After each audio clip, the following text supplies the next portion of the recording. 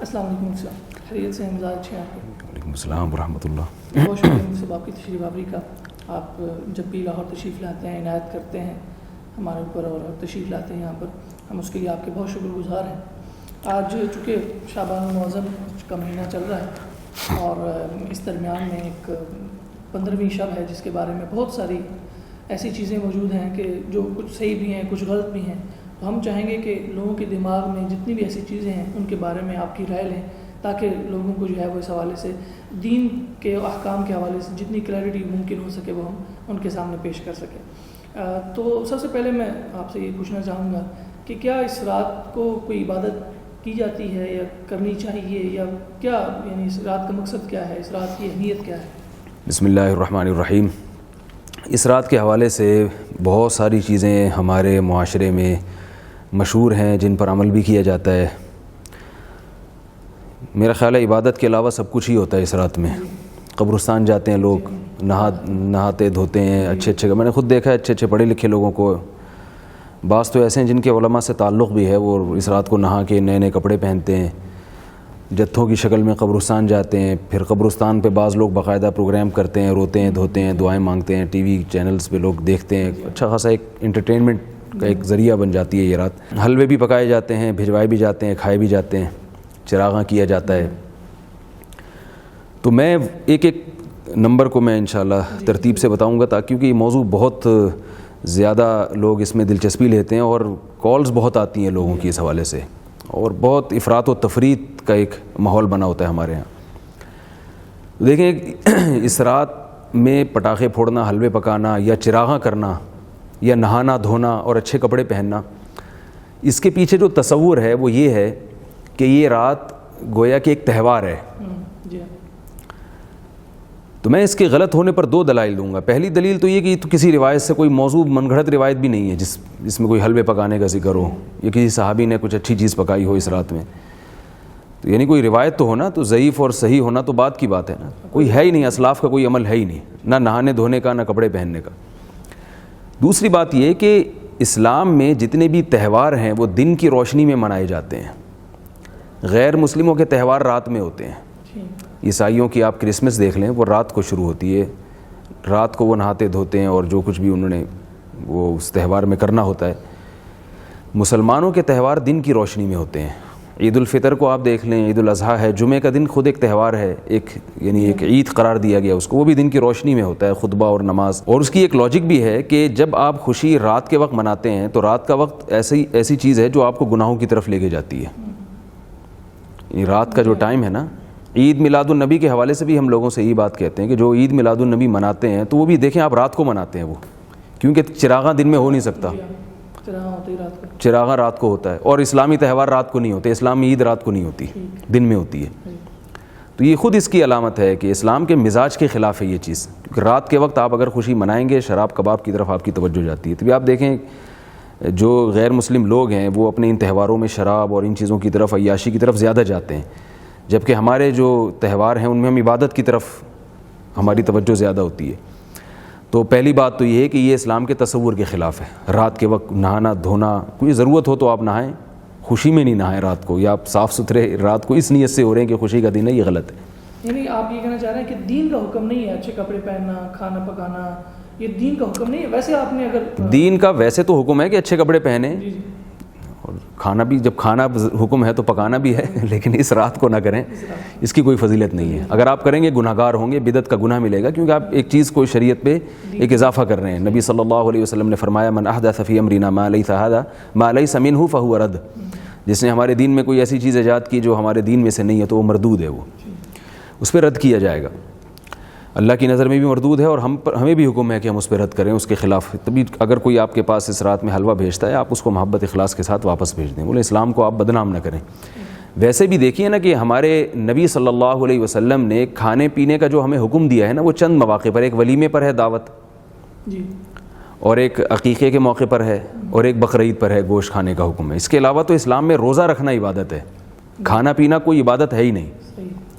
رسول اللہ صلی اللہ علیہ وسلم نے فرمایا کہ بدترین برتن بھرنے کے لحاظ سے وہ انسان کا معدہ ہے، تو معدے کو بھرنا، اور ایسی اسلام میں رسومات کے جس میں آپ کو بار بار کھانا پڑ رہا ہو یا کھلانا پڑ رہا ہو، ایک تو غریبوں کو کھلانا وہ تو ایک الگ چیز ہے، یا رشتہ داروں کو خوش کرنے کے لیے ان کی کسی بھی موقع پہ دعوت کرنا وہ ایک الگ چیز ہے، لیکن ویسے باقاعدہ مذہب سمجھ کے کھانا کھلانا یہ کوئی عبادت نہیں ہے، روزہ رکھنا عبادت ہے۔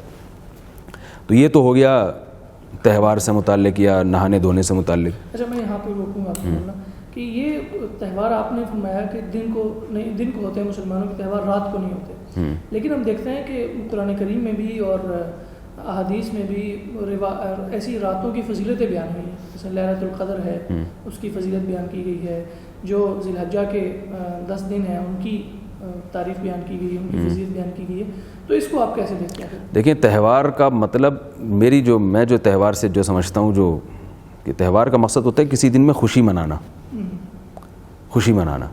تو خوشی، یہ جو لیلۃ القدر کی رات ہے یہ تو عبادت کی رات ہے نا، خوشی منانے کی تو نہیں ہے کہ آپ دعوتیں کریں اور اچھے اچھے نہائے دھوئیں، اچھے کوئی عبادت کے لیے اچھے نہا لیتا ہے کہ سکون سے عبادت ہو، ایک الگ چیز ہے۔ عید کے دن جو ہم نہا دھو کے خوشبو لگا کے نکلتے ہیں وہ اس کا تصور الگ ہے، اور عبادت میں جو آپ جسم کو صاف کرتے ہیں، مسواک کرتے ہیں، وہ ایک الگ چیز ہے۔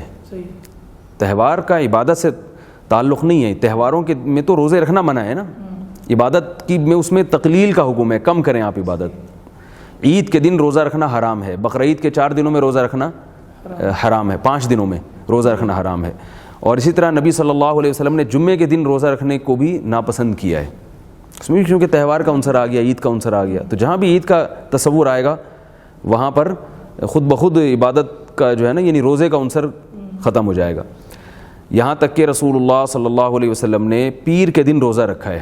یہاں میں لوگوں کو ایک بات کہتا ہوں کہ اگر آپ صلی اللہ علیہ وسلم کا ولادت کا دن یہ تہوار ہوتا یا اسے باقاعدہ ہمیں سیلیبریٹ کرنے کا حکم ہوتا تو آپ پیر کے دن روزہ نہ رکھتے۔ روزہ رکھنا اس کی علامت ہے کہ یہ اس کو سیلیبریٹ کرنے کا تصور، کیونکہ جب بھی آپ کوئی سیلیبریٹ کرتے ہیں تو کھا پی کے کرتے ہیں۔ آپ کے بیٹے نے امتحان پاس کیا اور آپ لوگوں کو انوائٹ کر رہے ہیں کہ میں بہت خوش ہوں اور اس خوشی میں ہم سب کا روزہ ہوگا۔ لوگ کہتے ہیں یار خوشی میں تو مٹھائی کی بات ہوتی ہے، کھلانے پلانے کی بات ہوتی ہے، روزہ کیا ہوگا؟ عید منانے کا حکم کب ہے؟ جب روزے ختم ہو جائیں۔ تو روزہ اور عید یہ جمع نہیں ہو سکتے۔ تو میں یہاں بھی یہ کہتا ہوں کہ جو یوم پیدائش پہ ہم عید مناتے ہیں تو یہ تو نبی نے اپنی یوم پیدائش پہ تو روزہ رکھ کے اس میں عید کا کانسیپٹ ختم کیا ہے، تہوار کا تصور ختم کیا ہے۔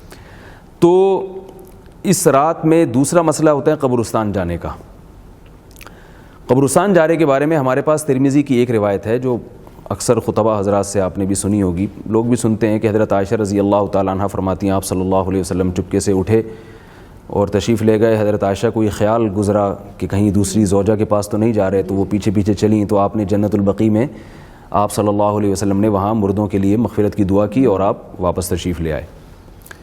یہ جو روایت ہے نا یہ سند کے لحاظ سے بہت ضعیف ہے۔ خود اس حدیث کو نقل کرنے کے بعد امام ترمذی رحمہ اللہ تعالیٰ فرماتے ہیں کہ میں نے امام بخاری سے سنا یضعف هذا الحدیث، وہ اس حدیث کو ضعیف قرار دیا کرتے تھے، اور اس میں ضعف بھی کم درجے کا نہیں ہے، بہت زیادہ ضعف ہے۔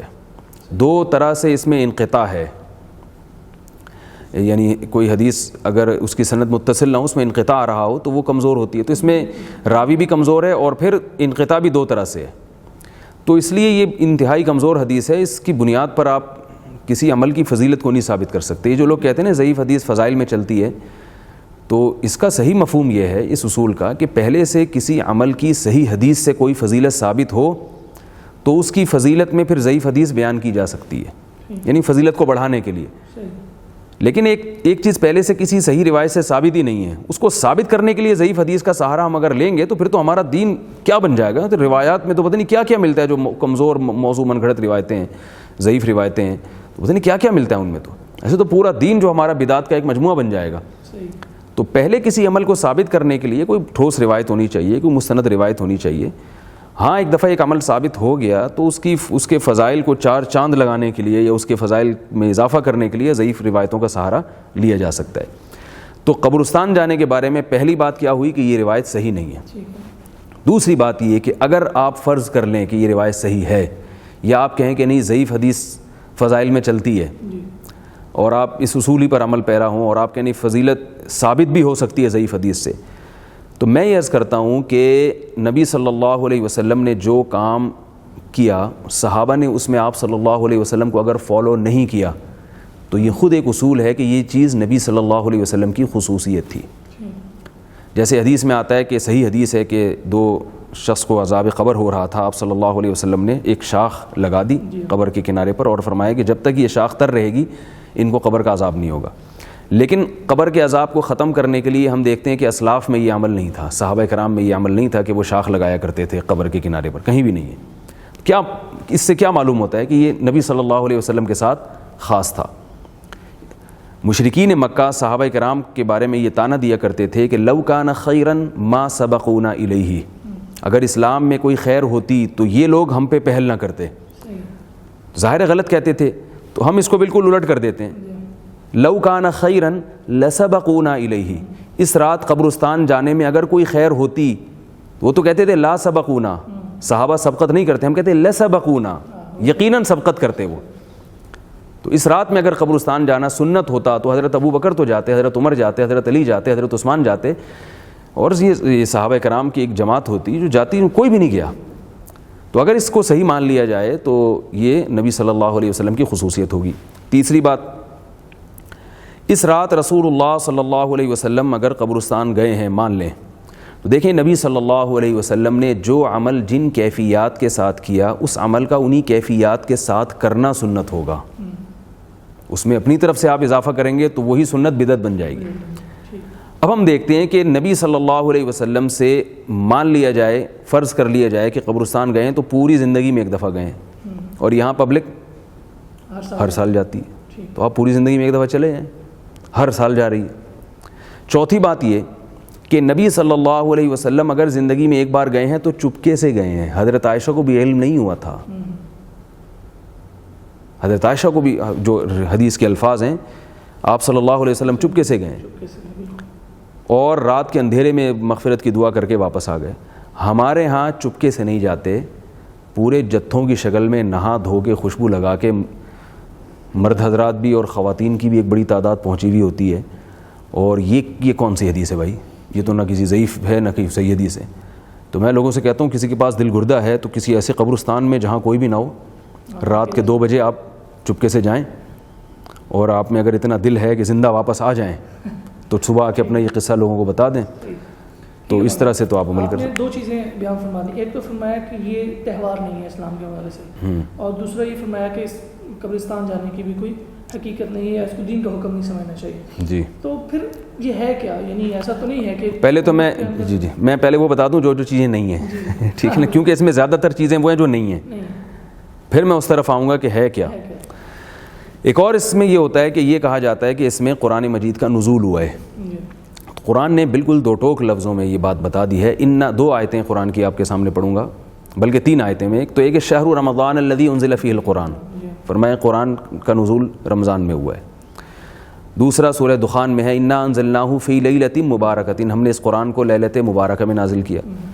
تیسری سورہ قدر میں ہے انا انزلناہ فی لیلۃ القدر، ہم نے اس قرآن کو لیلۃ القدر میں نازل کیا. ان تینوں آیتوں کو ملائیں تو بالکل بے غبار طریقے سے یہ بات سامنے آتی ہے کہ قرآن کا نزول لیلۃ القدر میں ہوا ہے. اگرچہ بعض حضرات نے تطبیق کی کوشش کی ہے کہ آسمان دنیا تک لیلۃ القدر میں آیا اور پھر شب برات میں، یا جس کو لیلۃ البرات کہا جاتا ہے، اس میں جناب 15 شعبان، یہ تکلف ہے. تو ہم قرآن کو اپنے ظاہر سے کیوں پھیریں جبکہ ہمارے پاس کوئی اس کے خلاف کوئی صحیح روایت بھی نہیں ہے.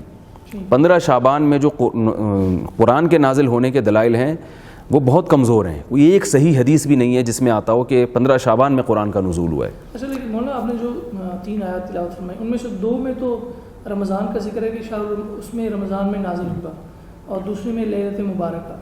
یعنی اس میں ایسا ذکر تو نہیں ہے کہ کہیں منع کیا یہ کہا گیا ہو کہ شب برات میں نازل نہیں ہوا. جس طرح قرآن باقی پوری 23 سالہ زندگی میں نازل ہوا ہے تو ممکن ہے شب برات میں بھی نازل. دیکھیں، آپ کہتے ہیں کہ آپ کسی شخص کے آنے کی ڈیٹ بتا دیتے ہیں کہ وہ فلاں شخص میرے پاس 3:05 پہ آیا. تو اب آپ یہ اشکال کریں کہ اس میں یہ تو نہیں ہے کہ 4:06 پہ نہیں آیا. تو بھائی جب 3:05 پہ آیا تو اس کا مطلب 4:06 پہ نہیں آیا وہ. تو جب اللہ تعالیٰ بتا رہے ہیں کہ اس رات میں نازل ہوا تو اس کا مطلب ہے کہ اس رات کے علاوہ میں نازل نہیں ہوا. ہاں، یہ جو آپ کا سوال ہے کہ 23 سال میں تو تدریجاً نازل ہوا ہے، تو وہ جو تدریجاً جو نازل ہوا ہے نا، وہ تو پھر اس رات کی کیا خصوصیت ہے؟ وہ تو اور بہت ساری راتیں ہیں جن میں ہوا، بہت سارے دن ہیں جن میں ہوا، بہت سارے مکان ہیں، علاقے ہیں جن میں ہوا نازل. تو پھر اس کی کیا فضیلت ہو گئی؟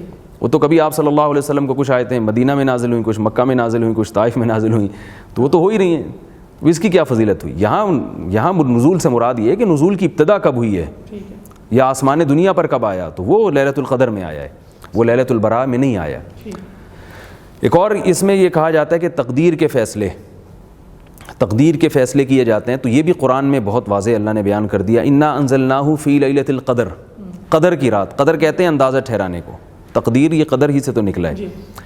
اور تنزل الملائکۃ والروح فیہا باذن ربہم من کل امر، اللہ فرماتے ہیں اس میں فرشتے اللہ کی طرف سے ہر قسم کے فیصلے لے کے نازل ہوتے ہیں۔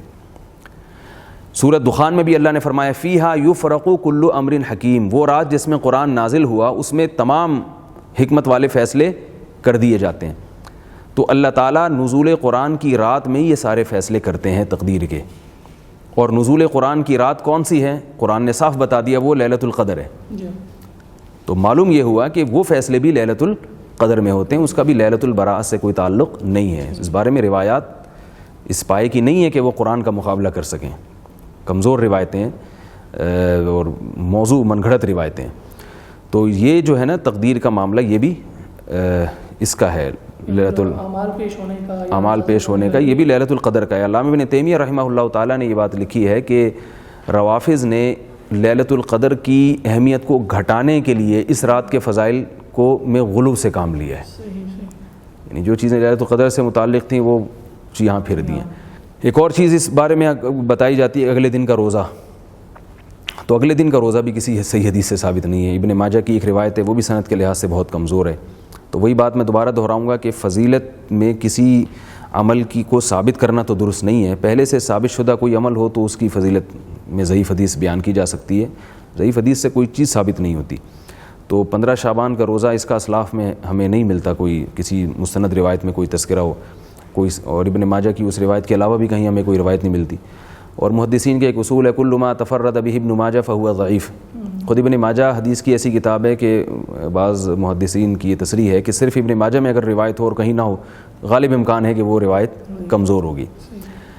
البتہ یہ ضرور ہے کہ ایام بیز کے روزے وہ سنت ہیں، ہر مہینے کی ہر مہینے کی اسلامی تاریخ کی 13، 14 اور 15 تاریخ کے روزے رکھنا یہ سنت ہے۔ تو اس لیے علماء کہتے ہیں کہ اگر کوئی پہلے سے روزے رکھتے چلا آ رہا ہے ایام بیز کے روزے، تو وہ ان شعبان میں بھی رکھ لے، اور اگر پہلے سے نہیں رکھ رہا تو خاص 15 تاریخ کا روزہ رکھنا پھر یہ غلط عمل ہوگا، اس سے اجتناب کرنا چاہیے۔ ٹھیک۔ اچھا مولانا، یہ ساری چیزیں تو آپ نے وہ بیان فرما دی کہ جن کا اسلام میں کوئی تصور نہیں ہے یا اس رات کے حوالے سے ان کا کوئی تعلق نہیں ہے۔ اب میں چاہوں گا تو پھر یعنی ایسا تو نہیں ہے کہ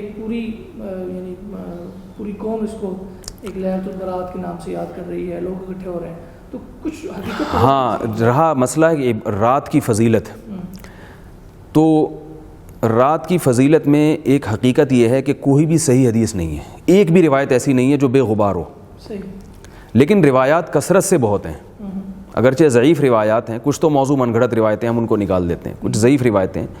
تو محدثین کا ایک اصول ہے کہ اگر ضعیف روایتیں جو بالکل ہی بہت زیادہ جن میں ضعف نہ ہو، ان کی کثرت اگر ہوگی تو وہ روایت درجہ حسن تک پہنچ جائے گی، اور حسن حدیث بھی مقبول ہوتی ہے۔ تو ایک تو اس وجہ سے اس کی فضیلت میں جان پڑ جاتی ہے کہ روایات کثرت سے ہیں۔ دوسرا، بعض ائمہ سے اس کی فضیلت منقول ہے جو مجتہدین تھے، جیسے امام شافعی رحمہ اللہ تعالیٰ، تو ان سے اس کی فضیلت منقول ہے۔ تو اس لیے یہ کہنا کہ بالکل اس کی سرے سے کوئی فضیلت ہی نہیں ہے، یہ بات ذرا کمزور ہے۔ البتہ میں یہ حقیقت آپ کے سامنے ضرور بتاؤں گا کہ اس کی فضیلت پر علماء کا اتفاق نہیں ہے، یعنی دونوں طرف علماء ہیں، اگرچہ جمہور اس کی فضیلت کے قائل ہیں، لیکن بعض ایسے علماء بھی ہیں جن کا اس امت میں بڑا مقام تھا، انہوں نے اس کی فضیلت کا بالکل ہی انکار کیا ہے۔ مگر بہرحال جمہور کا مذہب اس میں دلائل کے لحاظ سے قوی ہے، کیونکہ روایات کی کثرت درجہ حسن تک پہنچا دیتی ہے، اور یہ ایک محدثین کا ایک اصول ہے، اور اس کا بلا وجہ انکار کرنا یہ درست نہیں ہے۔ لیکن ایک اہم بات یہ کہ یہ بھی یاد رکھیں کہ دو طرح کی روایات ہیں، جن میں ایک میں تو اس روایت کی فضیلت وارد ہوئی ہے، اور ایک میں عبادت کی فضیلت وارد ہوئی ہے۔ تو یہ خوب ذہن میں اچھی طرح سمجھ لینا چاہیے کہ کسی دن یا کسی رات کی فضیلت سے اس میں عبادت کی فضیلت ثابت نہیں ہوتی، عبادت کی فضیلت کے لیے الگ سے دلائل چاہیے ہوتے ہیں۔ جمعے کی رات کی فضیلت ہے کیونکہ جمعے کا دن مقدس ہے، لیکن اس میں عبادت کی فضیلت نہیں ہے۔ آپ صلی اللہ علیہ وسلم نے فرمایا لا تختصوا لیلۃ الجمعۃ بصلاۃ ولا یوم الجمعۃ بصیام، جمعے کی رات کو نماز کے ساتھ خاص مت کرو، یعنی کوئی اضافی فضیلت نہیں ہے جمعے کی رات میں، حالانکہ جمعے کی رات فضیلت والی رات ہے، کیونکہ جمعے کا دن، رات تو دن کے تابع ہوتی ہے نا، جب جمعے کا دن بڑا ہے تو رات کیوں بڑی نہیں ہوگی؟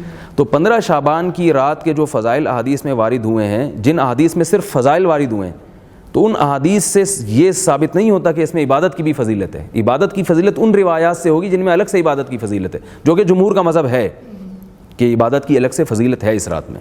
تو وہ روایتیں کیا ہیں؟ چونکہ میں ابھی زیادہ ڈیٹیل میں نہیں جاتا تو میں تھوڑی خلاصہ بیان کر رہا ہوں اس رات کی اہمیت کے بارے میں۔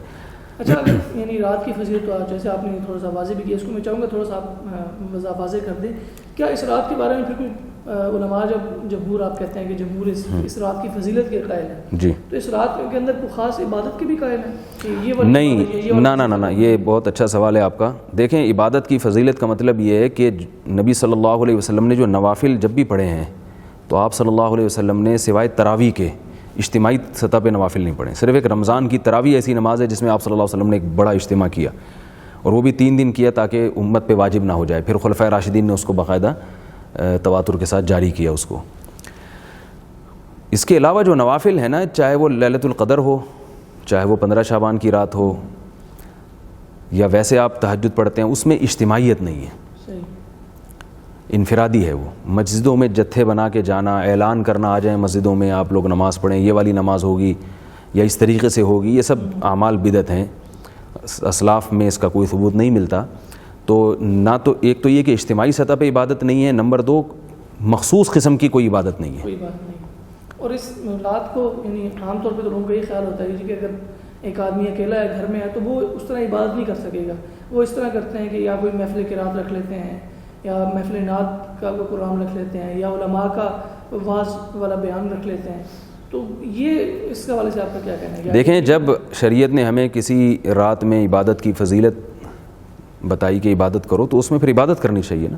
اس میں محفلیں لگانا، چاہے محفل قرات ہی کیوں نہ، وہ ٹھیک ہے، محفل قرات اچھی چیز ہے، محفل نعت اچھی چیز ہے، عام دنوں میں کریں آپ، لیکن جب عبادت کا حکم ہمیں دیا جا رہا ہے تو عبادت سے نماز، دعا، تلاوت، جو انفرادی تلاوت ہے، اس میں وقت لگانا چاہیے۔ محفل قرات منانا اس رات میں یا نعتوں کا پروگرام رکھنا، تو اس سے یہ اسلاف کے طریقے کے خلاف ہے۔ عبادت کا جب ہمیں حکم دیا گیا تو اس کا مطلب ہے نماز، روزہ یا انفرادی تلاوت آپ کریں یا دعاؤں میں دل لگائیں تاکہ آپ کی توجہ کچھ اللہ کی طرف ہو۔ عبادت کا تو یہ مطلب ہوتا ہے نا۔ محفل نعت ہے یا محفل قرات ہے، وہ تو کسی بھی وقت کی جا سکتی ہے۔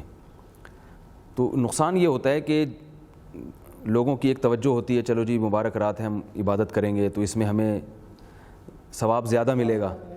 تو اگر آپ وہ لوگوں کو ہٹا کے اس میں، جیسے بعض مسجدوں میں تو پوری رات بیانات چلتے ہیں، بھائی بیان تو بذات خود مقصود نہیں ہے نا، بیان کا تو مقصد ہے کہ لوگوں کو دین کی طرف لانا، تو وہ آدھے گھنٹے کا ہو، 1 گھنٹے کا ہو۔ اب اس کے بعد بھی جو شریعت نے ہمیں کہا ہے عبادت کرو تو عبادت کریں نا پھر اس کی۔ اب آپ عبادت ہی پہ پوری رات بیان شروع کر دیں تو مطلب کہ وہ تو جو جیسے لیلۃ القدر کی رات ہے، اس میں 1 رات کی عبادت 80 سال کی عبادت سے افضل ہے، تو وہ عبادت افضل ہے۔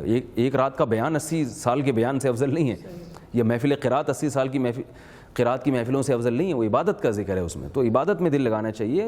اچھا مولانا، آپ نے محفل قرات کے حوالے سے بھی بات کی، باقی چیزوں کے حوالے سے بات کی۔ ہمارا ایک نیا رجحان ہو گیا، یعنی عبادت کے حوالے سے ایک نیا کلچر ڈیولپ ہوا ہے، وہ یہ ہے کہ لوگ رمضان میں بھی اور باقی دنوں میں بھی جہاں عبادت کا تصور پایا جاتا ہے، وہ ٹی وی کے سامنے بیٹھ کے عبادت کرتے ہیں۔ مثلاً شب برات میں بھی یہ ہوتا ہے کہ کوئی ایک پروگرام ہوتا ہے اور اس میں شروع میں پہلے نعتیں ہوتی ہیں، پھر واعظ ہو جاتا ہے، اور پھر اس کے بعد یہ ہوتا ہے کہ وہ لائٹیں بند کر دی جاتی ہیں اور ایک مخصوص ماحول بنا کر اس میں دعا ہوتی ہے، پھر اس میں گڑ گڑانا ہوتا ہے، آہوزاری ہوتی ہے۔ تو اس کا کیا تصور ہے؟ یہ اصل میں انٹرٹینمنٹ کا نا ہر ایک کو شوق ہوتا ہے، تو جو لوگ ڈرامے فلموں کے ذریعے انٹرٹینمنٹ نہیں کر سکتے تو پھر وہ اس طرح کے ڈرامے بازیوں میں لگتے ہیں کہ بھئی چلو لیلۃ القدر منا لو، ٹھیک ہے نا۔ تو وہ پھر ٹیلی ویژن میں کچھ رونے دھونے بھی ہو رہے ہوتے ہیں، کچھ پروگرام مختلف قسم کے چل رہے ہوتے ہیں، تو یہ صرف ایک اپنی ایک جو ایک خواہش ہے اسے پوری کرنے کے لیے، اس کا عبادت سے کوئی تعلق نہیں ہے۔ عبادت تو ہے کہ آپ اللہ کے سامنے رات کی تنہائیوں میں اٹھ کے گڑ گڑائیں، اللہ سے مانگیں، سجدے کریں اس کے سامنے لمبے لمبے۔ یعنی جس آدمی کا ذہن عبادت کا بنتا ہے وہ تو پبلک سے دور بھاگتا ہے، وہ تو چاہتا ہے کہ مجھے کوئی تنہائی کی جگہ ملے، میں اللہ کے سامنے گڑ گڑاؤں۔ وہ ٹی وی کے سامنے تھوڑی آ کے بیٹھے گا۔ اور جو عام طور پر میں سب کی بات نہیں کر رہا, ٹیلی ویژن میں جو آ رہے ہوتے ہیں, جو لوگوں کی ایک محفلوں کو گرم رکھتے ہیں, ان کا مقصد بھی ایک تفریح ہوتا ہے. رونا بھی ایک باقاعدہ ایک تفریح ہے, اس میں بھی ایک مزہ ہے, لذت ہے. رونے دھونے کے جہاں پروگرام ہوں گے تو بڑا ایک مزہ ہے اس میں. ہنسنے سے زیادہ مزیدار پروگرام رونے کے ہوتے ہیں, آرڈر پہ باقاعدہ رلوایا جاتا ہے. میں ایک جگہ سے گزر رہا تھا تو ایک اشتہار لگا ہوا تھا, اس میں یہ لکھا ہوا تھا کہ آج ہماری مسجد میں ختم قرآن ہے, رو رو کے دعائیں مانگی جائیں گی. میں حیران ہو گیا کہ ان کو کیسے پتہ چلا کہ امام صاحب کو رونا آئے گا, کیونکہ رونا تو آپ کے اختیار میں نہیں ہے نا, کبھی نہیں آ رہا ہوتا, کبھی آ رہا ہوتا ہے خود سے. اور پھر میں نے کہا کہ یہ جو لوگ آئیں گے, اگر امام صاحب نہیں رو پائے, ان کی وہ کیفیت نہیں بنی, تو آرڈر پہ کیسے رو سکتے ہیں؟ بھائی آرڈر پہ ہمارے یہاں رلوایا جاتا ہے باقاعدہ. تو یہ شیطانی کی چالیں ہیں کہ وہ آپ کو عبادت کی روح سے ہٹا رہا ہے, اللہ سے تعلق ختم کروا رہا ہے. تو ان چیزوں میں نہیں پڑنا چاہیے. ہاں کہیں آپ گئے مسجد میں اور بیان ہو رہا تھا تو امام جو بھی کسی دعا کروانے والے بزرگ تھے ان کو رونا آ گیا, تو پبلک کو بھی رونا آ گیا, وہ تو ٹھیک ہے, وہ تو ایک نیچرل چیز ہے اور ہونا چاہیے. لیکن یہ جو باقاعدہ پروگرام ہو رہے ہیں نا باقاعدہ رونے دھونے کے, یہ ڈرامے بازی ہے, یہ شریعت کے مزاج سے پرہیز کرنا بہت شکریہ مولانا, آپ نے بہت واضح انداز میں بہت ساری چیزوں کا, ان چیزوں کا جو نہیں ہے اور جو ہیں ان دونوں کا آپ نے بڑا بہترین انداز میں فرق بیان فرما دیا. ہم آپ کے شکر گزار ہیں اور ہمیشہ آپ ہماری عنایت کرتے ہیں. پھر آپ کا شکریہ. ناظرین, آپ نے گفتگو سنی مولانا کی. مولانا نے بڑے واضح انداز میں اس بات کو واضح کیا ہے کہ کیا چیز اسلام میں ہے اس حوالے سے اور کیا چیز اسلام میں نہیں ہے. تو امید ہے آپ کے بہت سارے سوالات کا جواب ہو گیا ہوگا. اگر پھر بھی آپ کو کوئی حوالے سے کوئی سوال درپیش ہو تو ہمارا ای میل ایڈریس ہے, اس پر اپنے سوال بھیجیں, ہم انشاءاللہ ضرور اس پر گفتگو کریں گے. اب تک کے لیے اتنا ہی, اجازت دیجیے. اللہ حافظ.